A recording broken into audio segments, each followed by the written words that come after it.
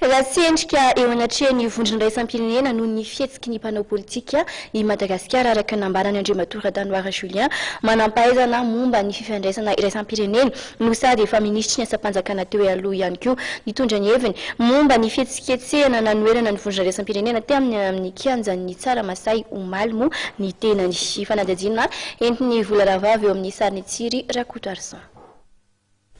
Manana olana amin'ny sehatra iraisam-pirenena Madagasikara amin'izao fotoana izao noho ny tsy fitazomana ny teny nomena ny sesina ataon'ny mpanao politika hoy Danoira Julien manampahaizana momba ny fifandraisana iraisam-pirenena.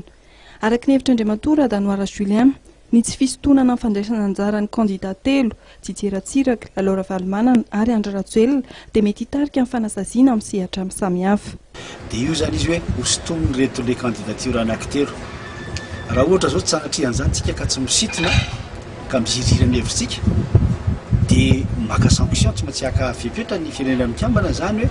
fa misy ambaratonga zany hoe sanction économique, sanction ara-bola financière ary mety raha tena sanatrika misy korotana eto dia tena miditra hatrany amin'ny intervention ny SADC amizay satria azadinoina fa tsika membre brigade de la SADC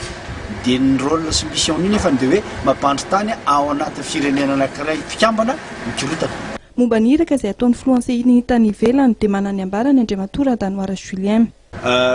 Tsy fantatra na hoe te-handray na tsy te-handray zany ny vondrona Union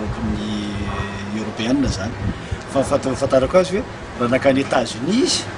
États-Unis manko tena mitsivalana anisany mitsivalana amin'izao zavatra io ary mety manipuler an'le ity zavatra ity mihitsy ary fijeriko azy fa tsisy tsy anaiky mihitsy ny candidature ny Andriamatora Andry Rajoelina. Sanatria lany ao rehefa navoaka ny rehetrarehetra nge zany hoe tsisy reconnaissance mihitsy ao raha ohatra ka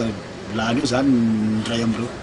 Zay zany le izy dia dikan'izany tsy maintsy any États-Unis aloha na le voalohany indrindra zay diplomatie zany raha ohatra ianao tena mila zavatra rehetrarehetra ny États-Unis nge tsy hoe première puissance mondiale eny ny États-Unis manana ratsan-tanana be lehibe zany influence eran'izao tontolo izao ka raha io tsy voavaha mbola miampy ny Union Européenne dia vititsika menakafa. Mikasika ny hetsika fanoerana vondrona raisam-pirenena izay nitanterahana omaly teny amin'ny kianjan'ny Tsaramasay Korondrano dia manafijery ny Andriamatora Danoira Julien. Ny eritreritro aloha dia hoe tsy tokony natao reny raha iza zany zay fa raha tena anao an'izany maritsika ka tena hoe tsy mila ny communauté internationale dia miala amin'ny Nations Unies fotsiny zao miala amin'ny accord de Cotonou miaraka amin'ny Union Européenne dia eto tsika samy manao autarcie eto zany tsika mirégler problème tsika fa azadinoina kosa nefany ny communauté internationale nge tsy tia hitsofoka mihitsy raha ohatra voavahantsika eto toerana ny zavatra rehetrarehetra fa matoa izy mitsofoka tsika zany tsy mavita an'le zavatra tokony natao. Ahafahana mitazona ny daty 4 Jolay dia heverina Andriamatora Danoira Julien fa tsy misy afa-tsy lalana roa no ahafahana mandroso ho iatraniny izy ny fisintonana ny fandraisana anjara ny candidat telo amin'ny fifidianana na ny fitazomana izany ary arahana fanaovana fifanarahana iraisany eo amin'ny candidat ifaninana amin'ny fifidianana.